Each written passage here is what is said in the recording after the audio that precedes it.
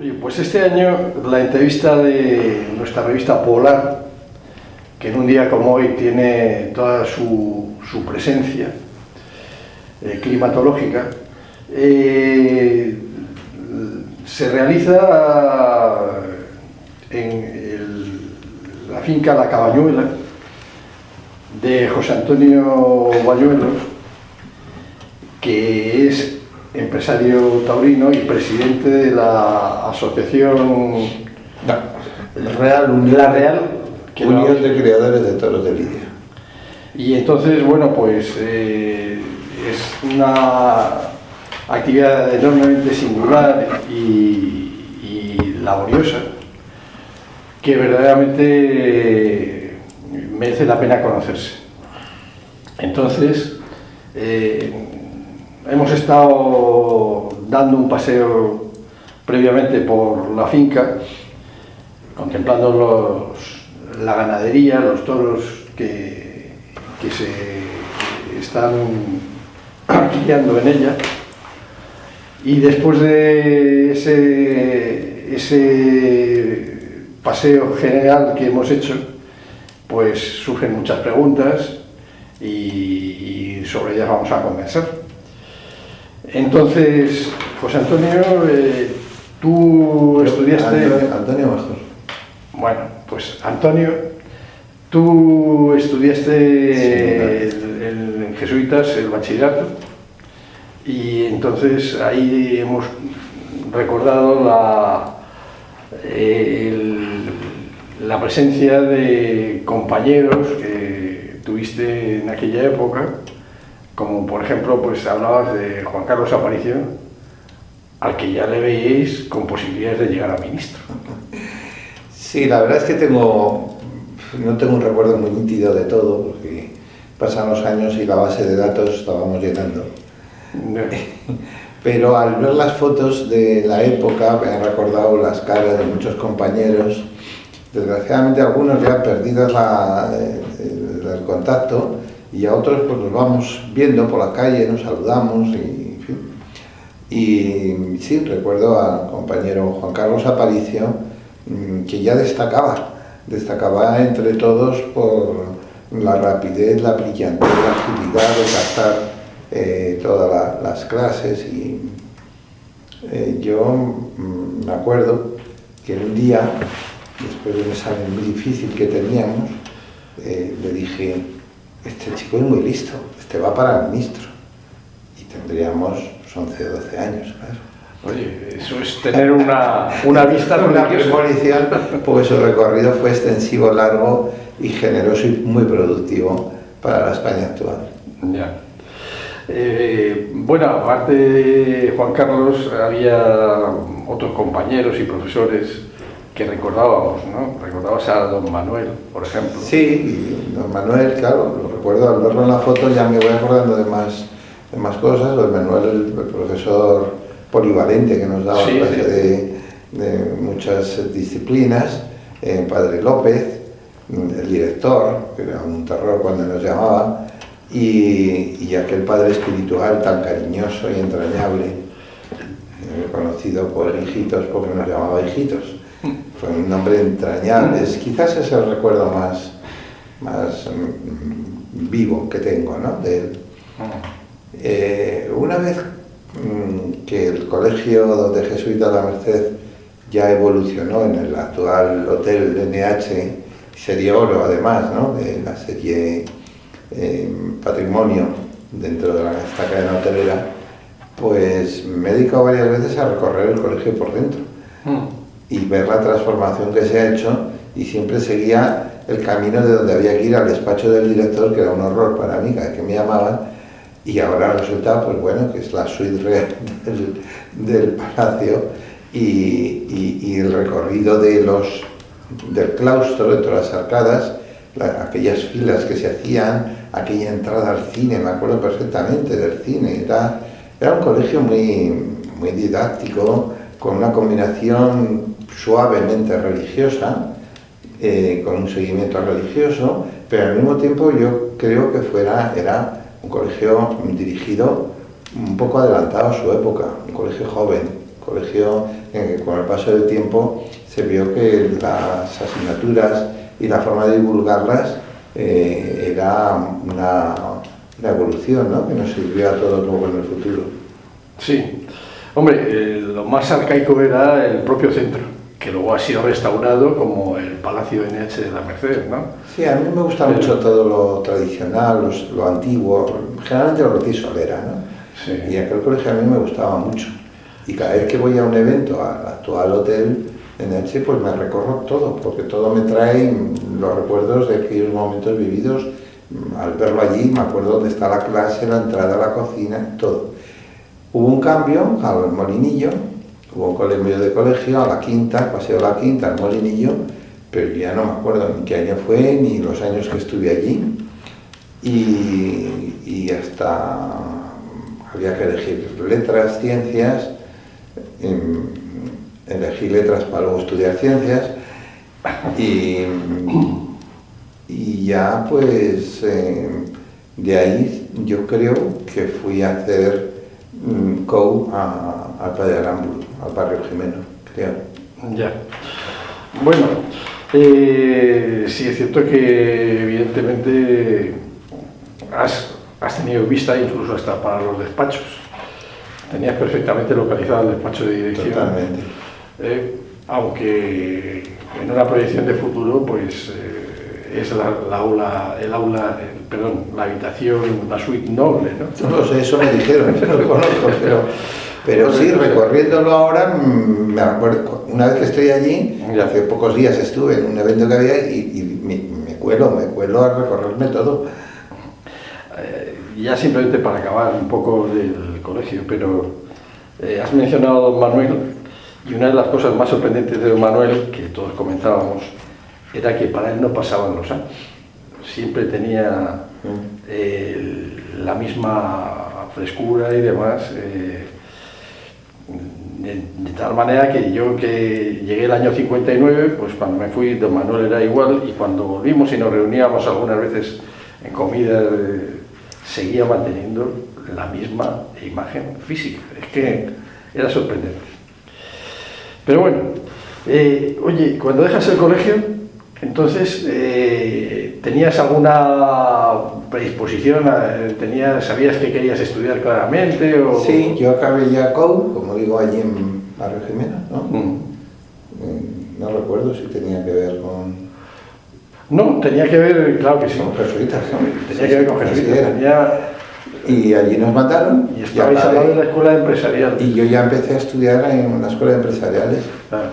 Sí, estuve un año en Valladolid, porque fui a hacer la mili con 18 años o algo así, a aviación. Ya. Y estuve un año en empresariales y fui a Villanueva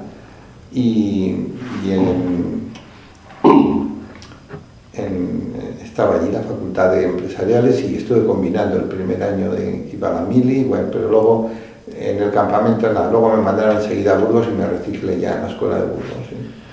Oye, pero tú, tanto cuando estabas en el colegio como en tu época poscolegial, digamos, ¿tenías algunas aficiones concretas, algo que te atrajera especialmente? Bueno, algo muy unido siempre al campo. A mí siempre me ha gustado mucho el campo y el mundo de la ganadería en sí, no específicamente del bravo, sino el mundo de la ganadería. Y todo esto lo unía a una pasión tremenda por el mundo del motor. El mundo del motor en el que estuve muy vinculado, estuve participando en carreras de cross y luego lo dejé unos años, pero se murió mi padre cuando yo tenía 21 años y eso me marcó un antes y un después, ¿no?, en mi vida. Y lo dejé y luego con el paso del tiempo volví y participé en carreras yo quería ser piloto de carreras, ¿no?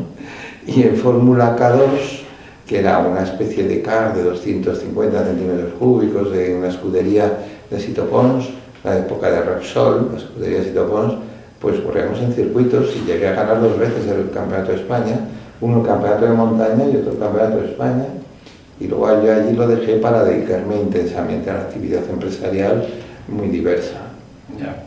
O sea, lo que hacías era carreras de karts. Sí, pero ya en 250 centímetros cúbicos, que eran ya pequeña, la fórmula menor, ¿no? Y has mencionado que ya tenías una afición, digamos, por el campo, por la ganadería. Sí, siempre por el campo y siempre por la ganadería en general. Y recuerdo tener muchos pósters por las habitaciones de todo tipo de los animales habituales, ¿no?, que están en el campo español, silvestres y de extensivo y de intensivo. Claro. Y ya mucho más adelante, pues me entró un enorme interés por el toro de lidia, por la crianza del toro de lidia, el manejo, la alimentación, la selección, la sanidad. Y me colaba en los pequeños autobuses que iban a Salamanca a visitar las ganaderías de los colectivos taurinos de Burgos. Me colaba porque era muy pequeño, mucho más que los compañeros del autobús. Y recuerdo al llegar a las fincas de San Fernando y de Salamanca, pues me ponía a hablar con el vaquero. Y me ponía a hablar, y a veces me dejaba ayudarle a ir a echar de comer y, en fin, me interesaba mucho más que la jornada, la comida. O sea, tú no eras taurino en el sentido de aficionado a los de seguidor de los toreros. No era aficionado a la plaza, sino al campo, y a la crianza y a la vida del toro. Entonces me empecé a estudiar la vida del toro, su selección, y es un animal único en el mundo, no solamente por su origen, no solamente por su forma de crianza, por el hábitat en el que vive, es el animal mejor criado del mundo, que mejor condiciones de hábitat tiene, sino por la selección de la bravura, lo compleja que era.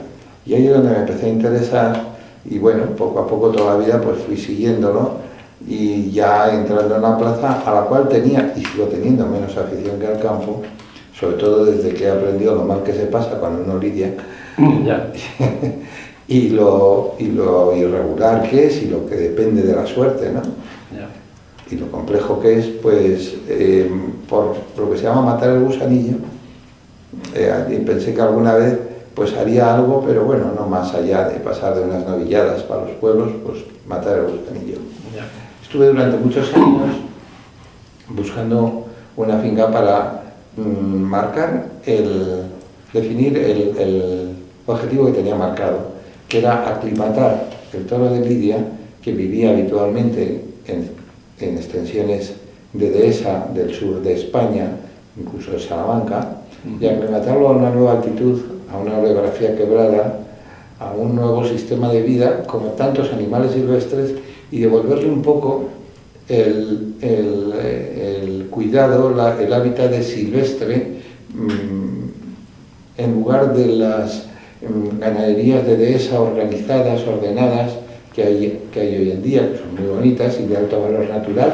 La Comercio Europea lo tiene como catalogado como de alto valor natural, las 500.000 dehesas de España dedicadas al toro de lidia. Y entonces, buscando, pasaban los años, no se adecuaba nunca nada, por supuesto, a mi presupuesto, que era inexistente, y era muy difícil coordinarlo con una intensa actividad empresarial muy emprendedora.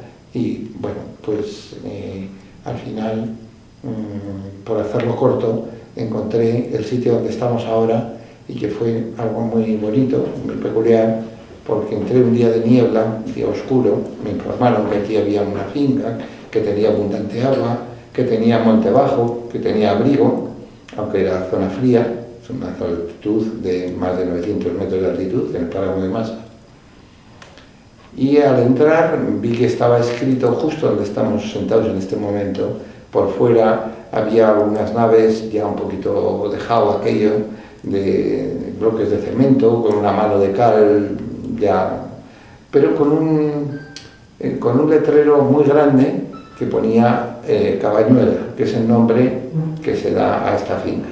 El método de las cabañuelas es un método de predicción meteorológica venidero según las lunas de agosto y las nieves de primavera, lo que los pastores llaman el método de la cabañuela, y sobre el cual se elabora posteriormente el calendario zaragozano de previsión, ¿no? Hoy en día está muy de moda porque precisamente hay un vecino de un pueblito de hacia Daun, un chico joven que está muy activo en redes y además con un porcentaje de acierto muy alto. Y este es la cabañuela. Entonces la cabañuela estaba medio borrada. Yo había visto ya muchas fincas, pero nada me encajaba y quería algo que estuviera cerca de donde vivo, porque la vida del toro del lidio hay que llevarlo en la cabeza, hay que tenerla controlada, ¿no? Tiene que ser algo que visitara y que pudiera tenerlo más. Entonces vi que estaba medio borrado. Estaba borrada la C, estaba borrada otra letra, pero en el trasfondo, entre la niebla, veía el nombre de la cabañuela, pues quedaba lo de Bañuel. Y dije, pues si este es mi nombre, esto es una premonición, esto lo tengo que mirarlo yo con mucho interés. Y ya entré adentro, fue una historia un poco larga, y ya conseguí venir con personas más expertas, y lo vimos en primavera, y reunía las condiciones del proyecto que yo quería hacer, que era, bueno, único por ser lo más septentrional de España, lo más al norte, por una orografía quebrada, por facilidad de agua, una zona sana, por no tener cercanía de posibles contagios de ninguna ganaderías, y por comercialmente estar cercano a las plazas de primera del norte de España, de Bilbao, San Sebastián y de todo el sur de Francia, ¿no? Y bueno, poco a poco en el año 93 nació esta...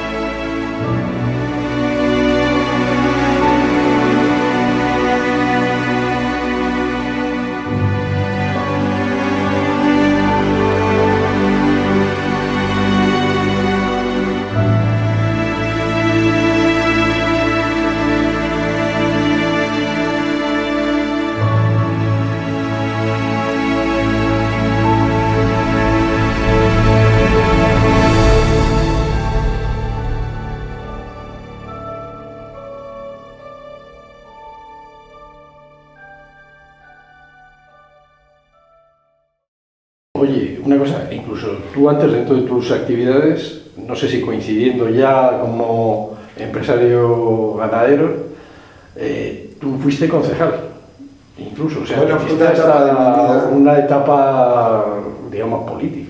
Fue una etapa de mi vida en la que precisamente había coincidido con la muerte de mi padre. Mi padre estuvo vinculado a muchos sectores, fue también a la política. Y bueno, quería hacer un seguimiento de su vida, de lo que había aprendido de él. Y fue un momento en el que a Juan Vicente Herrera, a Juan Carlos Aparicio y a mí, que estaba vinculado a las federaciones empresariales, pues nos captaron por querer hacer una aportación nueva a aquello que se llamaba Coalición Democrática, que era Partido Liberal, que era un partido de Óscar Alzaga, que era un partido de Fraga. Y de allí nació la posterior Alianza Popular, ¿no? Y eligieron 3 perfiles de jóvenes en aquel momento, y Juan Vicente se dedicó posteriormente directamente a la Junta de Castilla y León. Juan Carlos Aparicio fue vicepresidente de la Mesa del Congreso, y yo me quedé aquí en la tierra cuidándola para cuando ellos volvieran, y fui 8 años teniente alcalde del Ayuntamiento de Burgos. Ya. Ahí ya conocerías también, evidentemente, la importancia, digamos, de los festejos taurinos y... Bueno, ahí me impliqué directamente porque ya de entrada me hice cargo de la Plaza de Toros de Burgos, de su mantenimiento, de sus ferias. Coincidió ahí un poco el inicio mío, 8 años atrás, del 93, 7 años atrás, y estaba Peña de alcalde, José María Peña, y es un hombre que totalmente favorable a la promoción, y fue un momento muy brillante de la Feria de Burgos, que se llevó a ser la Feria del Norte con 7, 8 festejos, y estuve muy involucrado en ello, y ahí ya tomé contacto de forma definitiva con el mundo del toro, ¿no? Oye, y cuando tienes la premonición de la cabañuela, eso en el mayor espíritu taurino de siempre, de las intuiciones, eso, aparte de localizarlo, tiene que suponer un esfuerzo enorme, asumir de repente... El esfuerzo enorme, que está entre esfuerzo en conciencia a lo mejor, puede ser. Sí, puede ser, es dar el salto, pero claro, se equivoca el que lo intenta. El que no lo intenta, pues nunca se equivoca en nada, ¿no? Y entonces, quizás yo no era consciente de la magnitud de la campaña, ¿no? Como se trataba, como he dicho antes, de aclimatar esa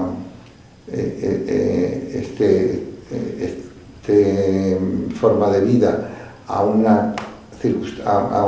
hábitat diferente, busqué qué podía haber parecido, ¿no? Y encontré la raza avileña, que vive ya de generaciones en Ávila, en una altitud superior o similar a esta, y yo me iba los fines de semana a pueblitos de allí, de la Ávila profunda, donde pastan la raza avileña, y hablaba con los paisanos, con los ganaderos. Nunca me presenté, ellos nunca sabían con quién hablaba, yo tampoco sabía, bueno, lógicamente les escuchaba allí en la cantina, y les pregunté, y sobre ellos aprendí mucho, y es lo que guardo con mayor recuerdo, porque esta gente anónima a mí me ayudó mucho a aprender el noble oficio que se iban retransmitiendo de padres a hijos y de nietos en aquellas zonas, ¿no?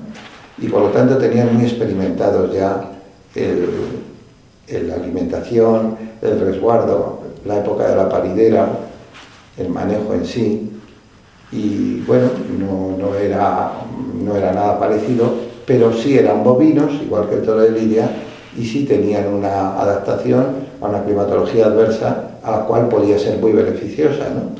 En cuanto a pastos sanos y en cuanto a una sanidad muy saludable. Bueno, de aquello guardo un gratísimo recuerdo, y bueno, así empecé, haciendo camino al andar. Oye, y entonces vas a buscar, digamos, la ganadería de referencia pues hacia el sur, por un lado la ganadería brava, en Torre Alta o en Medina Sidonia, digamos. Pero, ¿qué relación tiene con la vileña, aparte de conocerlo? Nada, la vileña es una forma de vida en una determinada altitud, y Medina Sidonia es donde está el origen de la ganadería que yo, ya como más aficionado taurino, muy seguidor, quería tener, que era un origen que se llamaba Maribel Ibarra, en la época de Curro Romero, de Paula. Los rodeaban, eran toros con muchísima calidad, toros castaños, con badana, muy acodados, y luego de allí evolucionó a Torre Alta, tenía 2 hierros, uno de Paloma Ulate y otro de Torre Alta, y aquel hierro de Paloma Ulate es el originario de aquí. Había muy buena relación, hay muy buena relación con la familia Prado Ulate, y rápidamente pues llegamos a un acuerdo y yo conseguí las vacas viejas de Maribel Ibarra, que es lo que yo quería para empezar a sacar de allí los sementales, más 70 añojas que vinieron para poder empezar, y los sementales. Y 30 años después sigue habiendo mucho que hacer y sigue habiendo mucho que aprender. Esto es una continua escuela y una selección genética que da muchos saltos. Mismo padre, misma madre tienen comportamientos diferentes al cabo de 4 años, que es lo que se tarda en ver. Aventura apasionante, mirando hacia atrás con muchos momentos de vértigo. Ha pasado demasiado rápido, han ocurrido cosas importantísimas, hemos conseguido esa aclimatación deseada, somos referente en Francia, en España, y con la satisfacción de haber dado y aportado el nombre de Burgos por toda Sudamérica, por Francia, por España, unido a la divisa de burgalesa, que es la divisa de esta ganadería, la bandera burgalesa, con mucha satisfacción personal, ¿no? Pero puedo decir, el nombre de Burgos se ha vinculado al nombre de los toros, y luego se acuñó esa frase de los toros del frío, y bueno, ha dado la vuelta al mundo, la verdad. Sí. Ese año 23, en el que la empresa taurina de Burgos, Tauromoción, tuvo el buen gusto y el detalle de dedicar el cartel taurino de la feria del año de San Pedro a los 30 años de la ganadería, con una simbolización de las agujas de la catedral, el toro, los 30 años, la fecha de inicio, la fecha final. Bueno, algo muy emotivo y que figura en la cabecera de este palco, un recuerdo para siempre, ¿no? Y ¿qué más quiere que cuente? Hombre, fundamentalmente está claro que los toros del frío aunque pueda ser reiterativo y demás, y un día como hoy lo justifica perfectamente lo del frío, pero está claro que es una imagen potente y una asociación de ideas que está ahí, y eso es muy importante desde el punto de vista mediático, me imagino. Sí. Sí, la verdad es que tuvo y tiene, ¿no?, una repercusión continua, y son decenas y cientos de reportajes que cuando ha nevado han venido aquí a grabar imágenes de todos los lugares y de todos los medios, ¿no?, generalistas, y ya se quedó con esa acuñación, y así se quedó, y así seguimos. Oye, ¿y anualmente cuántos toros se lidian de...? Bueno, este año pasado hemos realizado 14 festejos.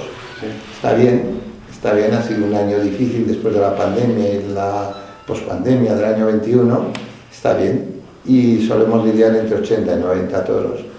Es lo que sale de tener 230, 240 cabezas, en la que la mitad salen machos, la mitad hembras, y unos se lidian de herales para ir probando sementales, otros salen de utreros, y sí, en la media, y es el sitio que tenemos ubicado dentro del panorama español, con una regularidad de comportamiento aceptable, y de lo que se trata es de mantener esa regularidad, que es muy difícil porque cambian los sementales, cambian las vacas, y no siempre 2 y 2 son 4 en genética, pero aprovechamos a hacerlo bien, ¿no? Y digo en genética refiriéndome exclusivamente al comportamiento de la bravura. Un toro se puede clonar por dentro, por fuera, el aspecto externo, pero no se puede clonar la bravura. La bravura es como la inteligencia del hombre, la reacción que tiene ante una situación nueva y bueno, esa bravura pues la demuestran unas veces en forma de mansedumbre, otras veces en forma de calidad, de genio, de templanza. Hay un toro cobarde, otro toro valiente, un toro más agresivo. Cada toro tiene su lidia y por eso es muy importante los toreros que aprovechan las condiciones de cada toro. Ya, es una sabiduría. Oye, en esto que estaba comentando, ¿tenéis otras actividades paralelas aquí en la finca, aparte de la cría, o hay actividades más accesibles, más fáciles para ciudadanos aficionados que quieran pasar por aquí? No, bueno, aquí lo que hay es hectáreas de siembra, es zona buena de cereal, de secano.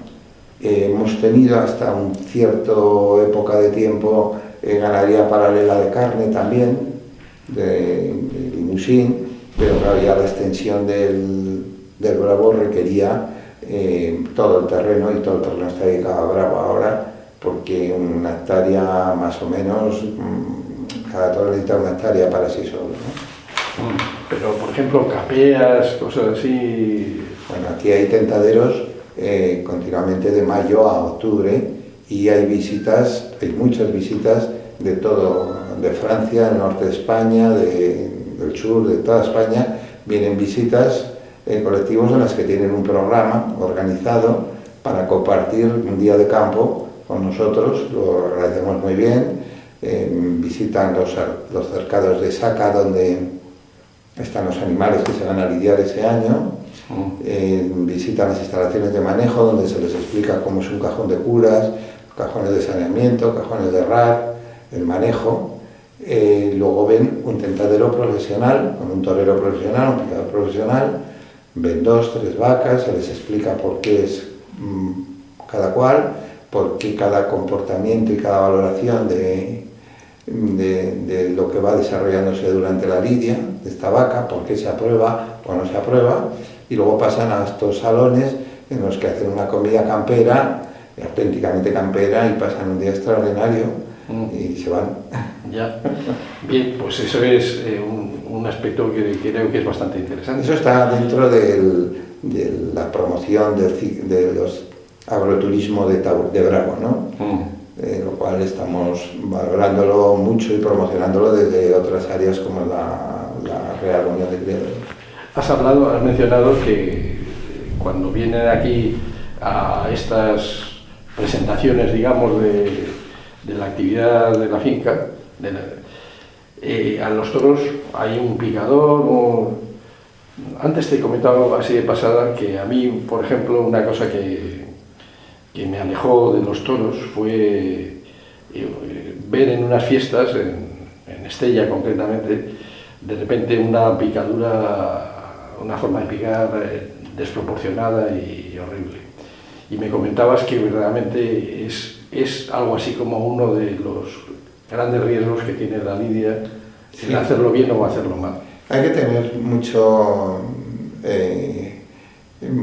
hay que ser muy estrictos con todos los tercios de la lidia. Cuando ocurre algo, siempre el 90% es un fallo humano. Y al toro hay que tratarle muy bien, porque es un animal tremendamente duro, tremendamente fuerte y tremendamente delicado. Es muy delicado, con toda su dureza. Entonces hay que tratarlo muy bien y hay que hacerle, desde que sale, el comportamiento del torero con el capote, aprendiendo a ver por qué el pitón va mejor, cómo descuelga, cómo humilla, y darle una pequeña indicación al picador de qué es lo que necesita el toro. Si lo que necesita es generalmente ahormarse, desahogarse, que es sangrar un poco por la parte del morrillo alta, donde no se produce ninguna lesión muscular ni se produce nada más que un desahogo para poder lidiarlo más templado, ¿no? El toro pierde toda la fuerza brutal que tiene de salida del campo y se convierte en calidad templada, cambia la fuerza por la calidad templada con la suficiente movilidad y fuerza para durar hasta el último tercio de la lidia, donde los toreros torean ahora mismo mejor que nunca, bajan la muleta más que nunca y obligan al toro a ir descolgado siguiendo los vuelos del capote y produciendo una conexión de plasticidad con el público, con los aficionados, que es de lo que se trata. Bien, digamos que ahora entonces, por lo que dices, se torea con más calidad que hace igual 50 años, pero está el problema un poco de la España sociológica que había hace 50 años, esas fotos que veíamos de los niños jugando en la calle a los toros, ¿no? Y no te voy a decir nada si nos remontamos, por ejemplo, a la biografía de Juan Belmonte, matador de toros, de Chávez Nogales, que te sitúa como que la salida de los toros era una salida muy deseada y a la que aspiraba mucha gente dentro de la España esa de que más cornás da el hambre, ¿no? Entonces, pues, digamos, si comparas la afición al fútbol con la de los toros, hace 50, 60 años estaban equilibradas. Hoy en día son unos mundos que se han separado algo, quizá. Mediáticamente. No tiene nada que ver. La vinculación del hombre y el toro ya viene desde hace siglos. El toro pastaba silvestremente por Europa y hacía una transhumancia autónoma según el rigor de la climatología para terminar en el sur.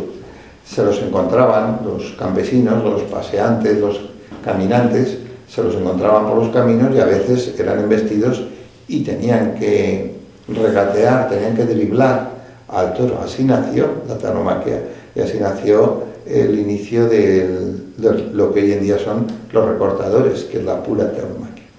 Ya poco a poco fueron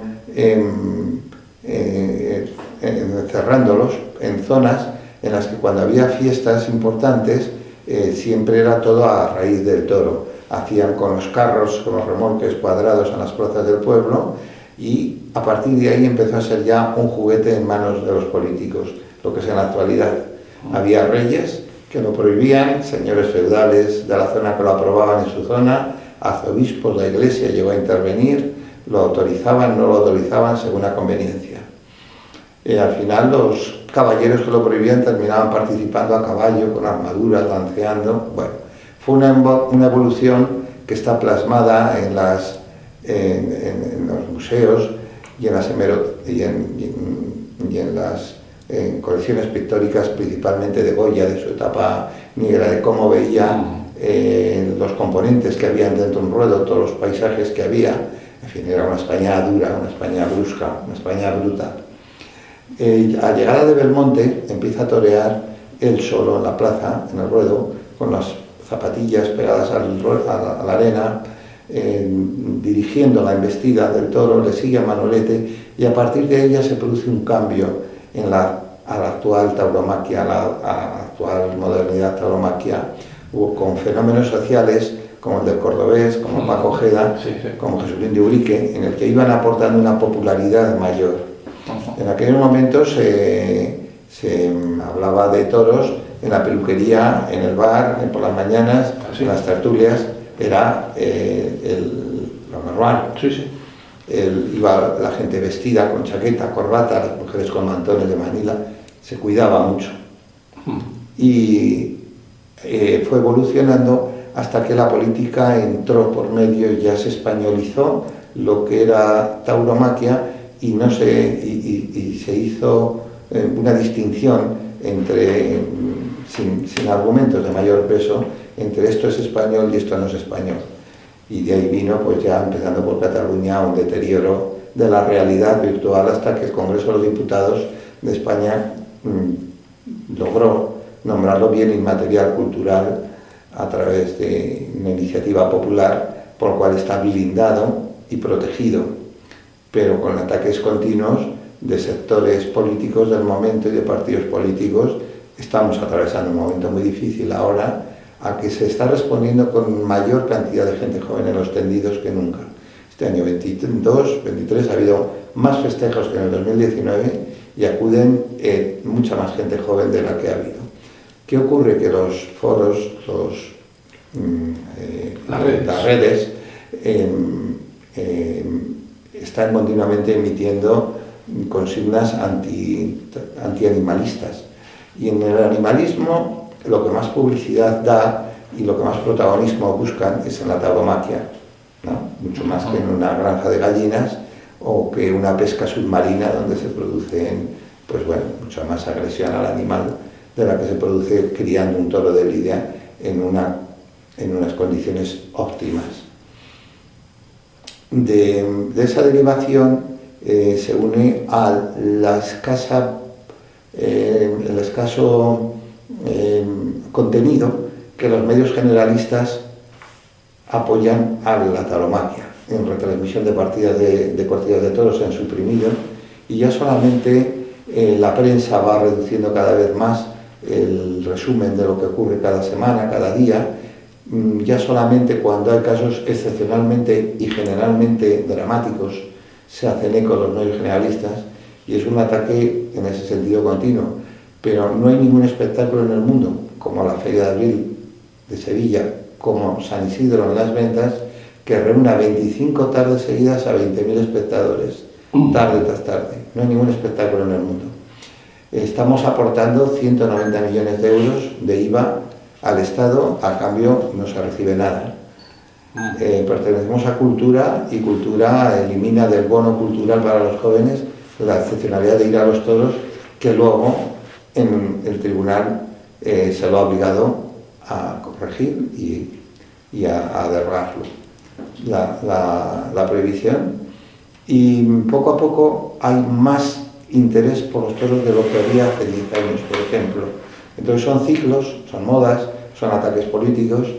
Un ataque político importante viene de Bruselas, donde está muy atomizada la composición del Parlamento Europeo con diputados del norte de Europa que tienen un desconocimiento total dentro de su asignación a grupos verdes de lo que es la tauromaquia, de lo que es cómo vive el toro de lidia y cómo es el umbral del dolor del momento de la excitación por bravura, por qué el toro va y vuelve otra vez y vuelve a por algo que se le supone que se le está haciendo daño. Cuando se le hace daño es cuando vuelve vivo a los corrales. Y sobre todo que desconocen que termina la cadena alimentaria y que es un producto ecológicamente único y la mejor carne que se pueda consumir. Todo ese trabajo lo tenemos que estar combatiendo invitando a visitar a las fincas a eurodiputados europeos en los que se quedan alumbrados, emocionados. Luego son escritores, son estudiosos del tema y descubrimos que los verdaderos intoxicadores son nuestros representantes europeos, o sea, los europarlamentarios que elegimos en España, que les pagamos para defender el patrimonio, las costumbres y la cultura nuestra y que están allí intoxicando por su conveniencia o no credibilidad con medias verdades o no realidad. Entonces, continuamente vamos a Bruselas y en el centro de Bruselas, en el centro del Parlamento, hacemos exposiciones con vídeos, con fotografías, con centros de interpretación, donde llevamos la realidad del toro de lidia. Bueno, curiosamente, donde aumenta la afición taurina de una forma clara, por ejemplo, es en Francia. O incluso las corridas siguen realizándose grandes fiestas, grandes festejos en México, en Hispanoamérica, en fin.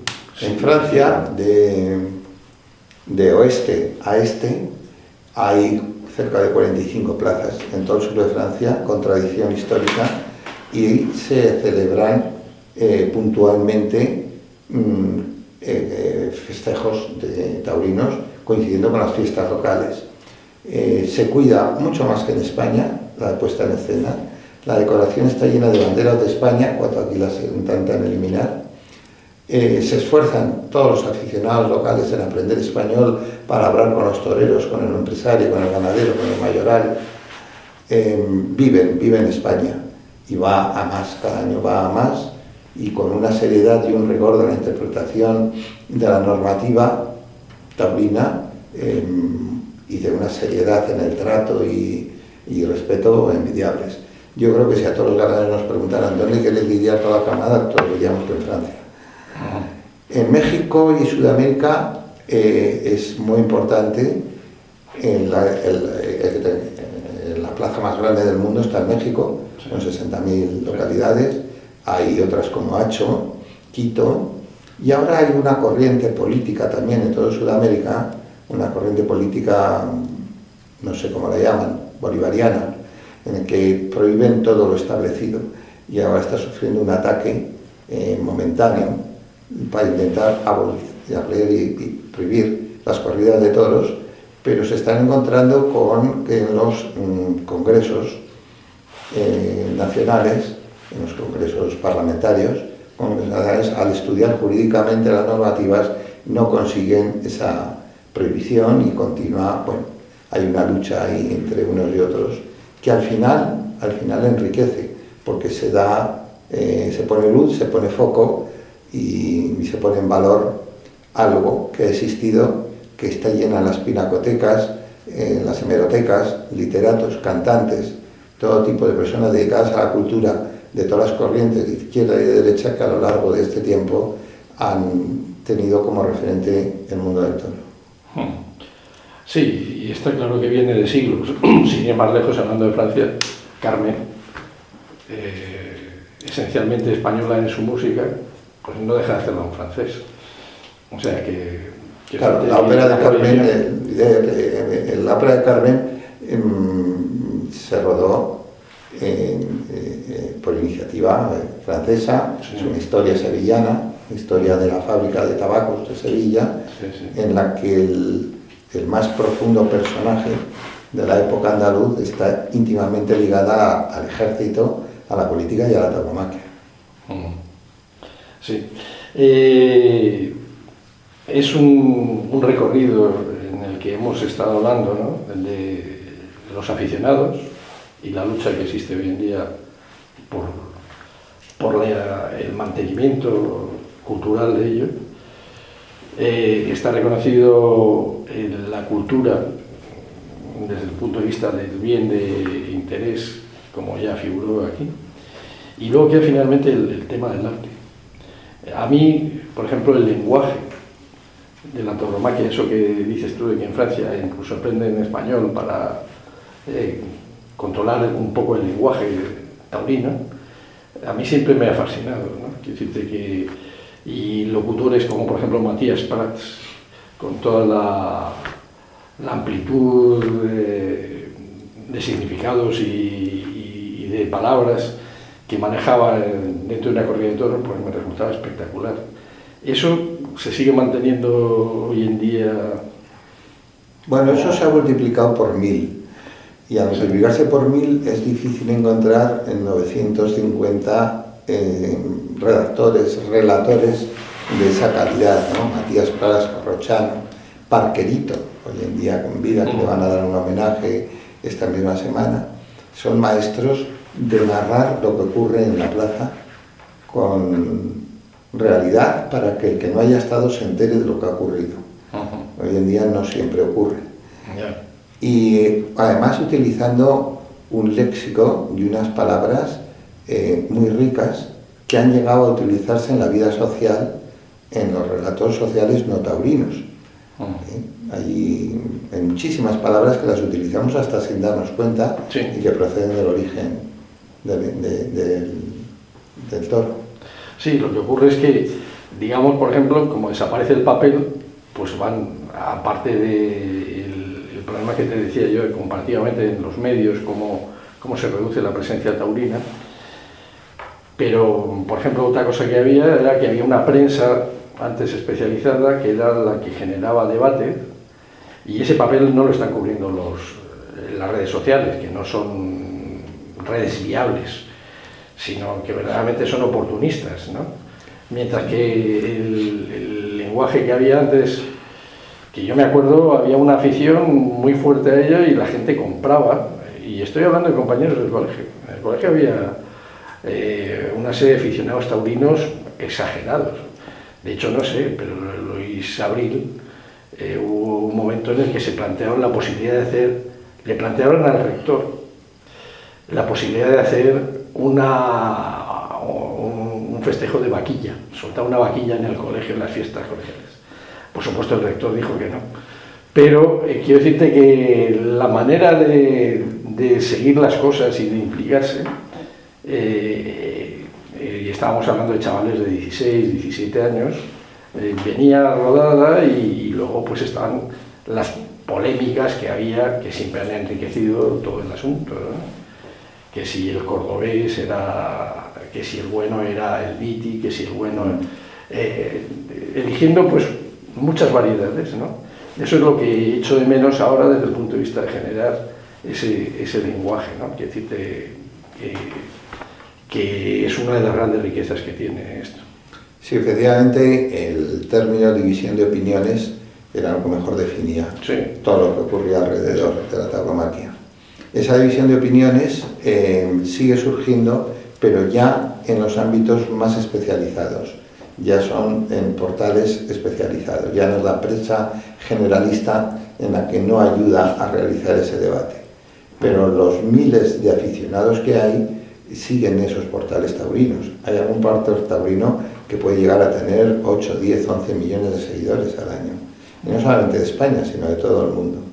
Entonces ya se ha reducido un poco al aficionado en sí, no al espectador, sino al aficionado, a los miles de aficionados.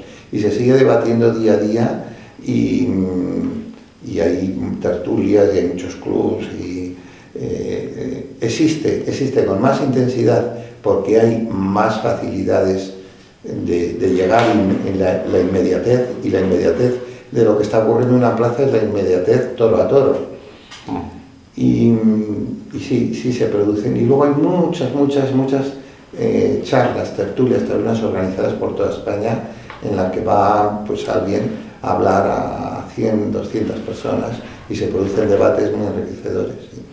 Oye, y cuando se producían debates entre los toreros y los críticos, que llegaban a ser francamente tremendos. Yo me acuerdo de las polémicas esas de, por ejemplo, este crítico Navalón, ¿no? Que era muy exaltado y que se metía con los toreros directamente porque que no se acercaban suficiente o cosas así, a lo cual los otros le invitaban amablemente a que bajara al ruedo. Bueno, pero hay que decirte, esas cosas tenían un trasfondo polémico y algunas veces, desde luego, difícilmente explicable, pero sí que estaban ahí metidas en el... Cuando un crítico taurino atraviesa la línea de narrar lo que ve, incluso hasta de opinar, y pasa a la agresividad, al insulto, al desprestigio, el perritor está haciendo un flaco favor al resto y se lo está haciendo un favor a sí mismo, logrando un protagonismo que de otra forma no tendría. Yo creo que hoy en día no existe ese debate entre periodistas y toreros. Algunas veces se le dice: ¿has estado de verdad en la corrida? ¿Has visto lo mismo que yo? No estoy de acuerdo, pero bueno, hoy en día lees de cualquier corrida que haya habido en una plaza de segunda y ha habido de primera, y puede haber 20 o 30 corridas distintas. Y las gentes son distintas de verdad. Sí. No, evidentemente el contraste de pareceres, ¿no?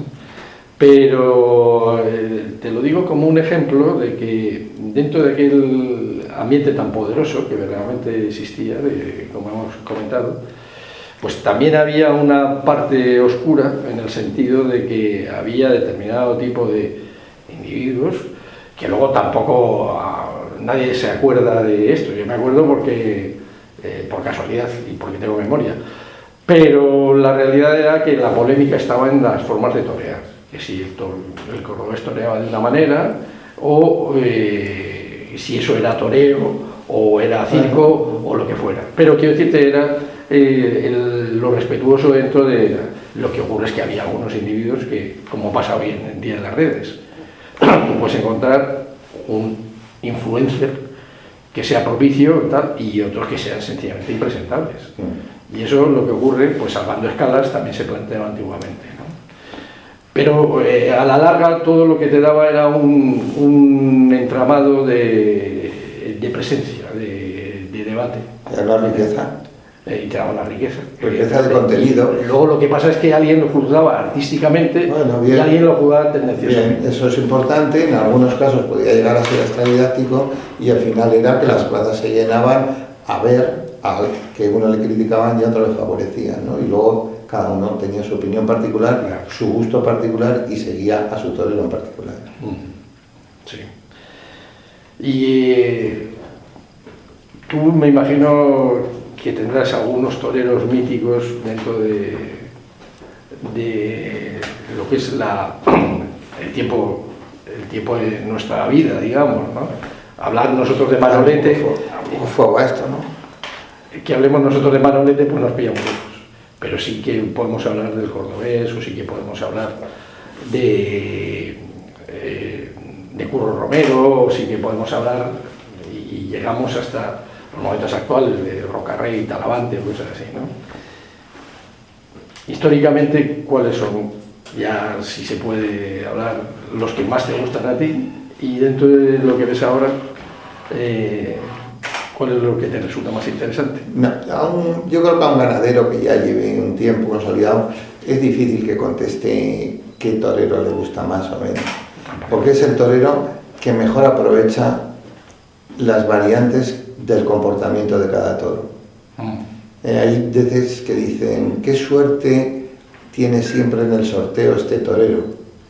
Bueno, suerte o no, o sabe aprovechar y sabe medir las distancias, porque son cosas que no percibimos o no se perciben en el público, pero hay veces que es una cuestión de centímetros, de cómo colocar la muleta, de pisar un poco el terreno del toro, de provocarle a embestir. Hay toreros que tienen muchas cogidas porque atraviesan esa línea, pero también transmiten una emoción y un éxito, y al final son los punteros. A mí me gusta ver a todos, y hay toreros que no tienen nombre, que son fantásticos, toreros con una sensibilidad y una plasticidad, y están sin oportunidades, ¿no? Depende de la suerte, depende de caer en un grupo de apoderados, depende del día y la hora, que sale algo bien, que sea en una plaza importante y que esté alguien para contarlo. Agradecido en mi línea, tengo que estar agradecido a Ponce y Juli, porque de un mano a mano que se hizo a principios del inicio de esta ganadería surgió el indulto del primero de los 8 o 9 toros, de los 9 toros que tenemos indultados, y eso fue un antes y un después, porque estuvieron durante muchos años eligiendo esta ganadería y dio una perspectiva y un recorrido en el que yo nunca pensé que iba a llegar, ¿no? ¿Te refieres a Gamarro, el toro mítico de la... Claro. Bien, y entonces, antes te he dicho que me fascinaba el lenguaje, simplemente ya por acabar un poco de resumir. Lo que también me sorprende son las frases que han pasado a la historia ya no del toreo, sino en general, ¿no? No puede ser, porque no puede ser y además es imposible, ¿no? Solo decía Guerra. Más jornadas del hambre o todas estas cosas. Solo decía Guerra, sí. Sí, Guerra, o hay gente pato. Pero todo eso es una cosa que verdaderamente, hombre, si buscas en internet te aparecen las frases y demás. Esa especie de aforismo que queda como una sentencia, ¿no? Y que verdaderamente pues, se podrían recoger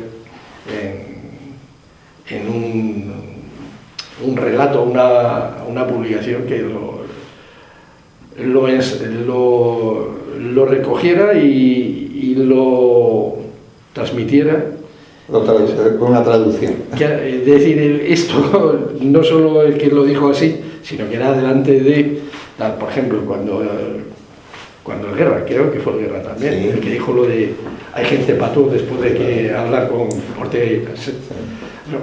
Pues evidentemente todas esas cosas es un pozo cultural y también es una visión especial de la vida, ¿no? Siempre en las tertulias se hablaba antiguamente de los toreros, ¿no? El hecho de ser una persona que está familiarizada con el riesgo dentro de un ritual, pues evidentemente tenía una trascendencia, ¿no? que es su punto de vista, y fíjate, de una manera espontánea, por hablar de Belmonte. Él reconocía que había aprendido a leer y escribir hasta los 10 años, y luego pues se había interesado también porque le habían convencido unos tipógrafos de leer libros de aventuras, ¿no? y pensaba irse a cazar leones a África, ¿no? Pero luego vio que había cosas más próximas al lado y más interesantes, ¿no? Y entonces es cuando entra con la práctica del toreo de una forma pues accidentada, como hablábamos antes, ¿no? Porque eso de ir a las tenadas, a las dehesas, a torear, eso se llama hacer la luna. Sí, hacer la luna. Y que entonces, claro, el problema que tenía era la pérdida de... No, una faena tremenda, porque podía no enterarse perfectamente el ganadero. Claro. Y luego ir el toro a la plaza y tener un comportamiento horrible, claro, peligroso. Porque ya estaba resabiado. En fin, oye, Antonio, pues la realidad, después de el toro resabiado de que hablábamos por lo que contaba Juan Belmonte, no sé, ¿qué te parecería a ti, qué expectativas le ves de futuro? Digamos, ¿tienes confianza en superar estas circunstancias o todavía va a seguir lloviendo una temporada? Bueno, llevo ya 3 años que me eligieron presidente de la Unión de Criadores de Toros de Lidia, España, Francia, Portugal, y entonces ya tengo una perspectiva bastante amplia de todo esto, ¿no? Y extensa. Fue muy importante a las 2 semanas de ser elegido presidente una llamada de Casa Real del Rey, en el que dentro de su mayor o menor afición se implica en un sector en aquel momento, el 20 de la pandemia, el año 20 de la pandemia, en aquel momento en el que había un grave riesgo de desaparición de encastes y de estirpes que durante siglos se habían mantenido gracias a los ganaderos y que era patrimonio nacional. Y él estaba muy preocupado y muy informado además, y dio una serie de pautas y de ánimos para solapar la lucha que teníamos contra Bruselas en un momento en el que querían echarnos de Bruselas. A las vacas de Lidia se las consideraba no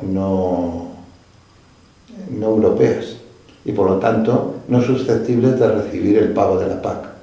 Aquello fue muy duro, hubo que entrevistarse con varios ministros, tuvimos que ir a Bruselas muchas veces y recibimos un respaldo de quien por un lado lo medio atacaba, pero ahora la verdad no lo podía atacar porque claro, esto es legal.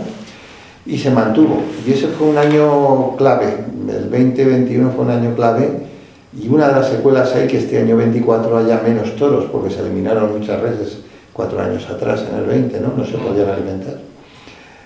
De ahí ha resurgido con una fuerza inesperada, y todos los empresarios cuando ponen a la venta las taquillas hacen un apartado importante para jóvenes. Entradas para jóvenes que se venden en horas. No digo en días. ¿El bono cultural de los 400 euros puede invertirse? El bono cultural, te explicaba antes, que el actual ministro decidió que servía para casi todo menos para ir a los toros. Yeah. Fue recurrido por la Fundación del Toro de Lidia, se ha sido ganado, el fallo ha sido condenatorio, han tenido que el ministro reconocerlo y ha tenido que validar el bono para ir a los toros. Por tanto, estamos con viento de cola a favor. En este momento, con todas las comunidades europeas y comunidades autónomas europeas a las que están transferidas muchas de las competencias del reglamento taurino, a favor. Y es un momento en el que se está yendo a los toros más que nunca.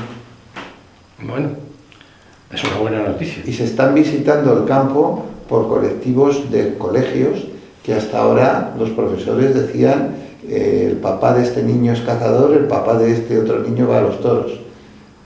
Se ha revertido, se ha puesto las cosas en su sitio, y igual que fomentamos el turismo rural de Bravo, fomentamos la visita didáctica a las ganaderías y nos ponemos a disposición. Bueno, pues ahí queda la invitación abierta. Vale. Para quienes la puedan oír y aplicar. Bueno, Antonio, ¿algo más? Yo no, yo llevo hablando una hora. No, si nos hemos dejado algo que te parece bueno, interesante. fíjate, podemos ir a los indultos, ya cosas muy técnicas, yo creo que ya no. Para a quien va dirigido, yo creo que hemos hecho un repaso un poquito Bueno, general. de acuerdo. ¿Te parece? Pues me parece Cuando bien. lo vayáis a redactar, si ves alguna laguna o algo, pues me llamas y lo completamos.